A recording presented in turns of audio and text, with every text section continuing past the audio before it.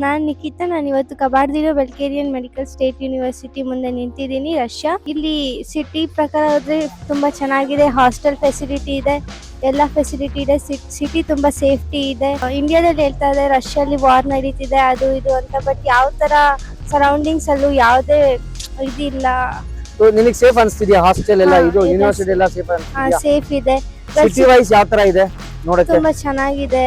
And ಯಾವುದೇ ವಸ್ತು ಬೇಕಾದ್ರೂ ಸಿಗುತ್ತೆ. ನಾವೇನು ಟೆನ್ಷನ್ ಪಡೋ ಆಗಿಲ್ಲ. ಪ್ರತಿಯೊಂದು ಪ್ರೊಸೆಸಸ್ಗೂ ಡಾಕ್ಟರ್ ಡ್ರೀಮ್ಸ್ ಕಡೆಯಿಂದ ಎಲ್ಲ ನಡೆದಿದೆ. ಮತ್ತೆ ಅಪ್ಕಮಿಂಗ್ ಸ್ಟೂಡೆಂಟ್, ಯಾಕಂದ್ರೆ ಸುಮಾರು ಪೇರೆಂಟ್ಸ್ ಗಳಿಗೆ ಏನಂದ್ರೆ ಒಂದು ಭಯ ಇರುತ್ತೆ, ಹೆಣ್ಮಕ್ಳು ಹೆಂಗಪ್ಪ ಕಳಿಸೋದು ಅಂತ. ನಿನಗೆ ಹೇಗೆ ಅನ್ಸ್ತಿದೆ? ಸೇಫ್ ಅನ್ಸ್ತಿದೆ ಯೂನಿವರ್ಸಿಟಿ? ಯೂನಿವರ್ಸಿಟಿ ತುಂಬಾ ಸೇಫ್ಟಿ ಇದೆ. ಗರ್ಲ್ಸ್ ಗಂತ ಬಂದ್ರೆ ಜಾಸ್ತಿ ಪ್ರಿಫರೆನ್ಸ್ ಕೊಡ್ತಾರೆ. ಅಂಡ್ ಹಾಸ್ಟೆಲ್ ಅಲ್ಲೂ ತುಂಬಾ ಸೇಫ್ಟಿ ಇದೆ. ಸೀನಿಯರ್ಸ್ ಏನಾದ್ರು ಮೀಟ್ ಮಾಡಿದ್ಯಾ? ಅವ್ರ ರಿವ್ಯೂಸ್ ಎಲ್ಲ ಹೇಗಿದೆ?